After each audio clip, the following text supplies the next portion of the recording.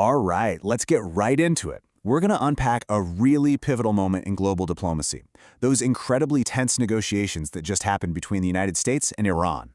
And our guide for this deep dive is a fantastic analysis by former Ambassador Maliha Lodi, which gives us a super sharp look at what really went down and what it all means for the rest of us. So here's the central puzzle, right? How can something be a failure and a success at the exact same time? That is the big question hanging over these talks in Islamabad. I mean, you have two of the world's bitterest rivals coming to the table only after weeks of brutal war. And the result? Well, it really depends on how you look at it. And this one phrase from the analysis it absolutely nails it. No breakthrough, no breakdown. There was no grand peace deal, no treaty was signed. But, and this is the critical part, nobody walked away, nobody slammed the door shut. That diplomatic option is still on the table, even if it's hanging by a thread. Okay, so to really get why this no breakthrough, no breakdown situation is such a big deal, we've got to take a step back. We need to understand the conflict that basically forced these two powers into the same room in the first place. For 5 straight weeks, a conflict was raging that honestly threatened to spiral into a much, much bigger war. And just when it seemed like it was about to hit that tipping point, Pakistan stepped in. They managed to broker a crucial 2-week ceasefire that pulled everyone back from the brink and, really, paved the way for these talks to even happen.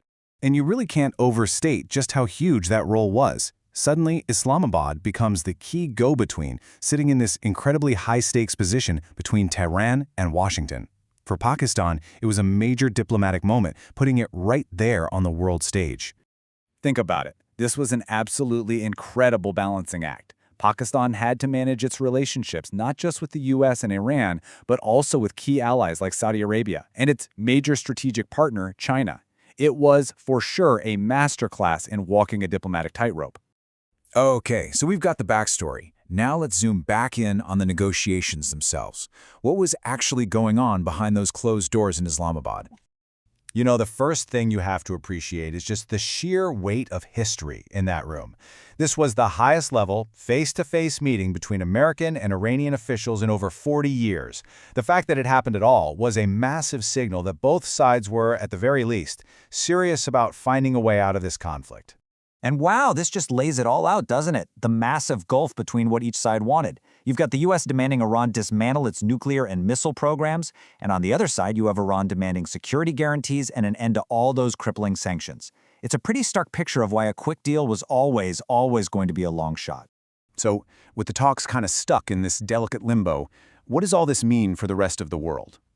Let's zoom out one last time and look at the global fallout from this conflict, because it tells us a lot about the new world we're living in. Here's a really interesting takeaway from the analysis. Even though Iran was the weaker power on paper, you could argue they actually came out on top strategically. How? Through sheer resilience and a pretty clever strategy of economic warfare, shutting down the Strait of Hormuz.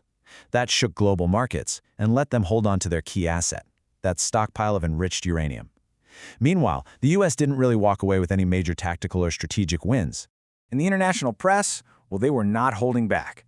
The Guardian straight up called it a strategic defeat for the United States, pointing to what it saw as some deep, systemic failures in American foreign policy. The Economist was maybe even more direct, declaring Donald Trump the biggest loser. They said the whole conflict revealed, and I quote, the shallowness of his vision for a new way of wielding American power. It really suggests that the era of uncontested American influence in the Middle East might just be changing. And all of this, it really points to a huge shift in how the world works. This whole event basically confirms a new reality. We are now firmly in a multipolar world. Power isn't just concentrated in one or two superpowers anymore. It's more spread out. And the result is that middle powers, like Pakistan in this case, can now step up and play really decisive roles in war and peace. So that leads us to the big question. Where do we go from here? The delegations are back home, the ceasefire is barely holding on, and pretty much the entire world is watching to see what happens next. And so we're left with this massive question hanging in the air. The path to a diplomatic solution is still open, but man, is it a narrow one. Is this the start of a fragile peace, or is this just the quiet before an even bigger storm? The future of the entire region, and maybe the world, is really hanging in the balance.